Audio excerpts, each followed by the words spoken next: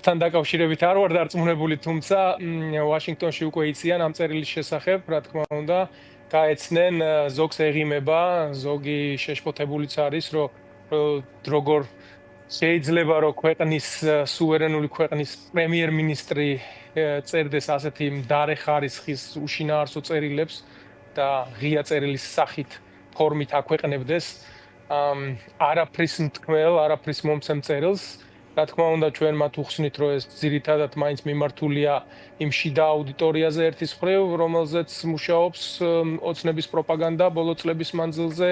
ეს ასევე მიმართულია რუსეთის და კონკრეტულად პუტინის და კრემლის მისამართით, იმიტომ რომ მათ დაინახონ თუ როგორ სწრაფად უარესდება ამ რეჟიმის ურთიერთობები შეერთებულ შტატებთან და ასევე რაღაც თვალსაზრისით თვითონ ხო არ გახლავთ პირველი პირი, თუმცა კი არის პრემიერ-მინისტრი, ემსახურება ის საბოლოო ვალს იხდის ბიძინა ივანიშვილის წინაშე, რომ რამოდენიმე თვეში თუ როცა იქნება, ასე ვთქვათ, ამ ისტორიის დასასრული შეერთებულ შტატებთან ოცნების ურთიერთობის, მან უთხრას, რომ მე ხო ყველაფერი ვცადე, რომ შენი თავი გადამერჩინა სანქციებისგან, ისევე როგორც რეჟიმის სხვა წარმომადგენლები, მაგრამ ეს ბოროტი დასავლეთი მაინც გვაწვება ჩვენ დემოკრატიაზე, რეფორმებზე, პოლიტპატიმრების გაშვებაზე, იგივე მიხეილ სააკაშვილზე, რომელზედაც აქ ძალიან ბევრს საუბრობთ და ბევრი შეკითხვები აქვთ, რა თქმა უნდა, ამ ადმინისტრაციის წარმომადგენლებსაც, კონგრესმენებსაც.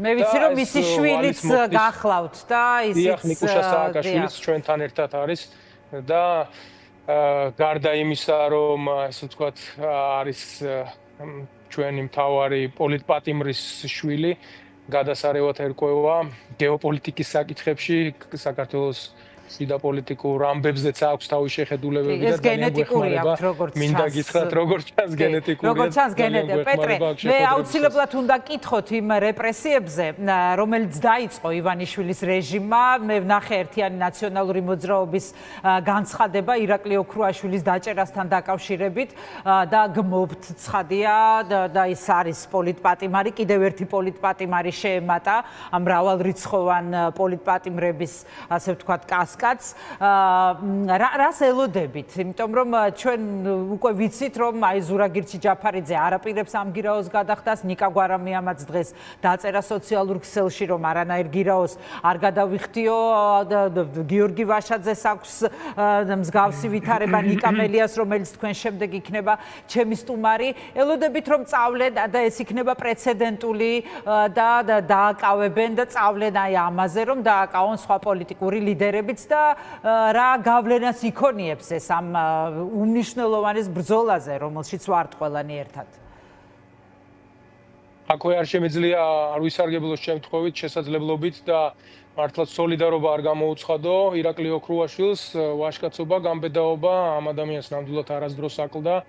ეხლაც გადადგა ის ღირსეული ნაბიჯი და არ გადაიხადა ეს გირაო, რომელმაც საბოლოოდ პოლიტპატიმრობით გაგრძელდა ეს ისტორია, მაგრამ დარწმუნებული ვარ, რომ ქართულ ხალხთან ერთად, მთლიან საქართველოსთან ერთად ირაკლიც ძალიან მალე იქნება თავისუფლებაზე, სხვანაირად წარმოუდგენელია, იმიტომ რომ ის ხალხი, ვინც აი დღეს რუსთაველის გამზირზე, იგივე ციხეებიდან სინდისის პატიმრები, სხვა პოლიტპატიმრები ამ რეჟიმს უპირისპირდებიან, არიან ისტორიის სწორ მხარეს და ეს ჩვენ ყველას ძალიან კარგად გვესმის, მათ შორის ამ რეჟიმის გვერდში მდგომ ხალხსაც და მხარდამჭერებსაც. მათაც ესმით, თქვენ წარმოიდგინეთ, რომელია ისტორიის სწორი მხარე, უბრალოდ არსებობს რაღაც ანგარება, არსებობს შიში და სხვა ფაქტორები, რამაც ისინი დღეს ამ კონკრეტულ მომენტში ოცნების ნავში ჩასვა, მაგრამ ეს დიდხანს არ გაგრძელდება, იმიტომ რომ ქართულ ხალხს საბოლოო ჯამში აქვს გასაკეთებელი ძალიან ფუნდამენტური პრინციპული არჩევანი. უნდა მას იყოს აი ამ ბიძინა ივანიშვილის რეჟიმის პირობებში და ცხოვრობდეს ისეთ ქვეყანაში, სადაც ხელისუფლება, მთავრობა არის დასანქცირებული თავისუფალი სამყაროს მხრიდან, თუ უნდა რეალურად პროგრესზე, განვითარებაზე და ევროინტეგრაციაზე ორიენტირებული საქართველოს და მე მგონი აქ არჩევანი არის ძალიან მარტივი. კი ბატონო, მოდით დაუბრუნდეთ თქვენს ვიზიტს და რახან ამერიკის შეერთებულ შტატებში ხართ. თქვენ ახსენეთ, რომ ეს წერილიო შიდა მოხმარებისთვის იყო უფრო ასეთი შეხედულება გაქვთ თქვენ.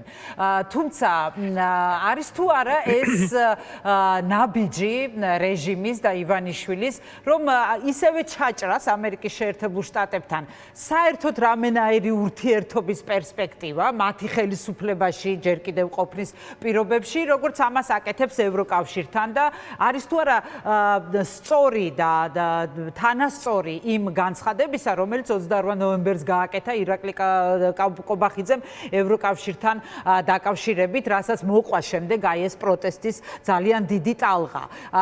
ასე უყურებთ თუ არა ამას ყველაფერს და მანდ თქვენ განწყობებზე ისაუბრეთ, მაგრამ აი უფრო მაინც რამდენად სახიფათო არა, ან რამდენად ატყობთ, რომ შესაძლებლობა ჯერ კიდევ რჩება ივანიშვილს, რომ რაღაცნაირად დაალაგოს ახალ ადმინისტრაციასთან ურთიერთობები.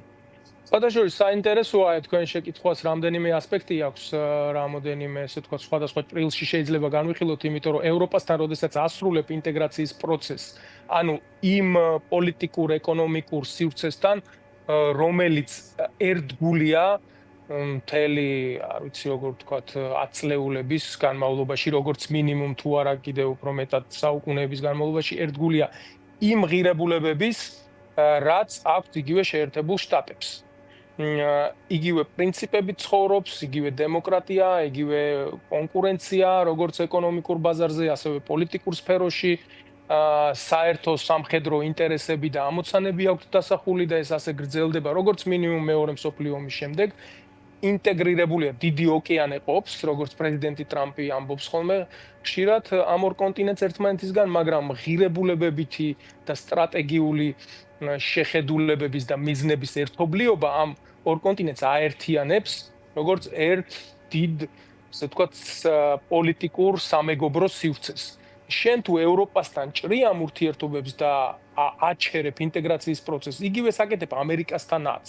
აბა თქვენ როგორ წარმოგიდგენიათ 28 ნოემბერს რომ გამოაცხადა ევროპა აღარ გვინდა ამ ინტეგრაციას ჩვენ დღეს მეგობარი აქტის საწინააღმდეგოდ საპასუხოდ მიიღეს მტრული აქტი, ასე რომ დავარქვათ, სპეციალური დოკუმენტი მიიღეს, საოცრებები წერია და საოცრებები ილაპარაკა დღესაც შეხვედრებზე ვარ ტილიდან შალვა პაპუაშვილმა და აუცილებლად უნდა წაიკითხოთ და შემდეგ უნდა მოუყვეთ იმ ადამიანებს და აჩვენოთ რას ამბობენ მათზე და რა შეხედულება აქვს ზოგადად სტრატეგიულ პარტნიორზე.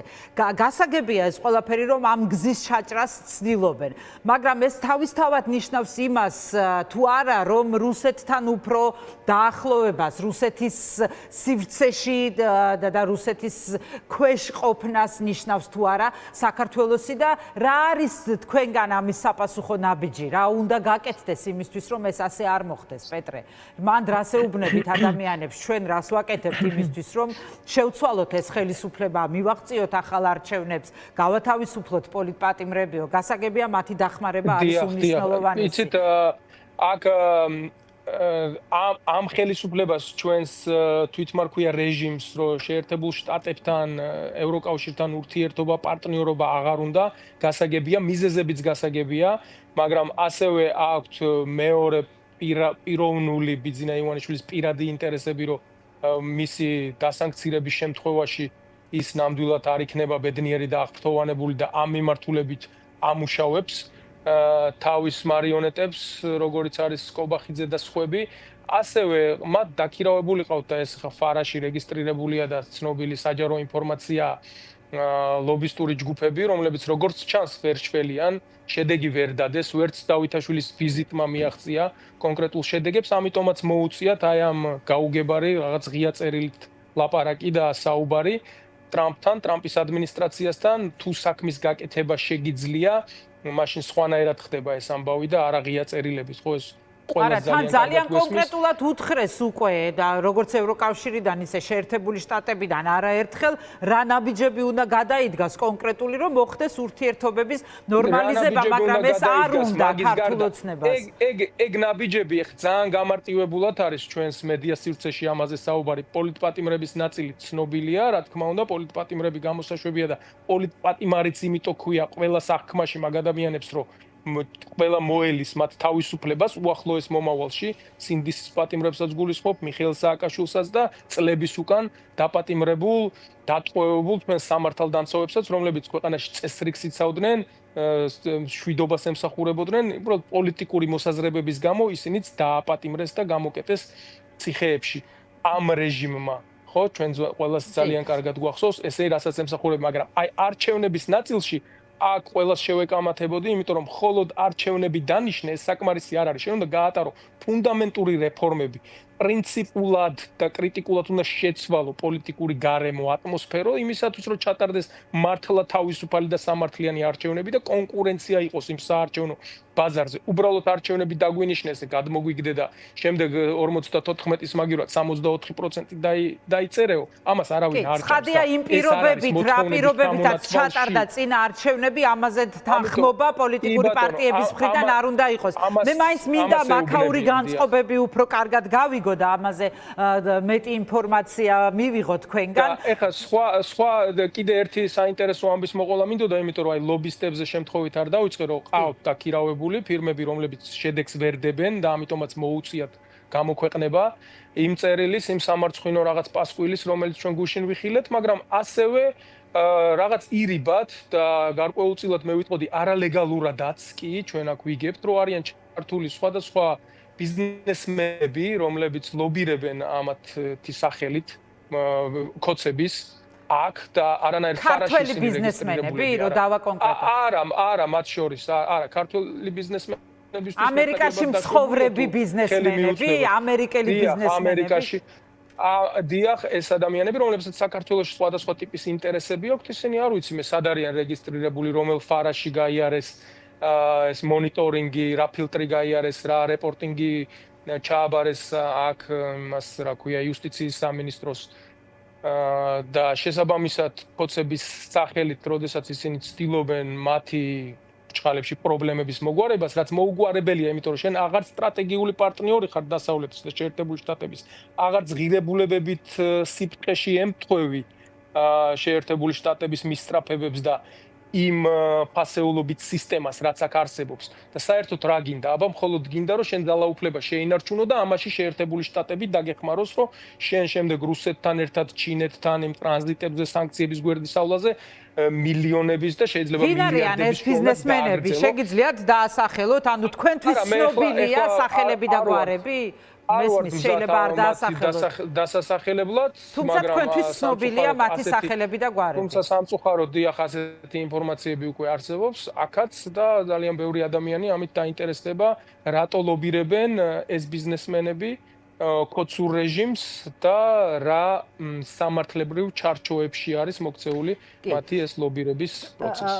მითხარით განწყობები მაინტერესებს მეგობარ აქტთან დაკავშირებით, რა ბედიელის, რა სადყოფთ და მეგობარი აქტის წინსვლა, რამდენად სწრაფად შეიძლება მოხდეს, ხელმოწერა ტრამპის მიერ ამ აქტის რამდენად დასაშვებია და რა შეგიძლიათ გითხრათ ამასთან დაკავშირებით და სანქციები იქნება თუ არა დამატებით, თავისთავად მეგობარი აქტი ამას ითვალისწინებს, ამიტომ ამ პასუხში ალბათ ამაზეც ვისაუბრებთ. კი, მეგობარი აქტიც ითვალისწინებს, მეგობარი აქტი ასევე ითვალისწინებს საქართველოს შესაძლებლობების, პერსპექტივების, ანუ ჰორიზონტის გაფართოებას საქართველოსთვის, ქართული ხალხისთვის, ჩვენი ეკონომიკისთვის, თავისუფალი ვაჭრობისთვის, მიმოსვლისთვის და ასე შემდეგ, მაგრამ მეორეს მხრივ ის ადამიანები, ვინც წარმოადგენენ რეჟიმს, ვინც მოკალათებულია ამ ხელისუფლების სათავეში და არა მხოლოდ სათავეში, მათი მხარდამჭერი ფინანსური და ბიზნეს სექტორიც აუცილებლად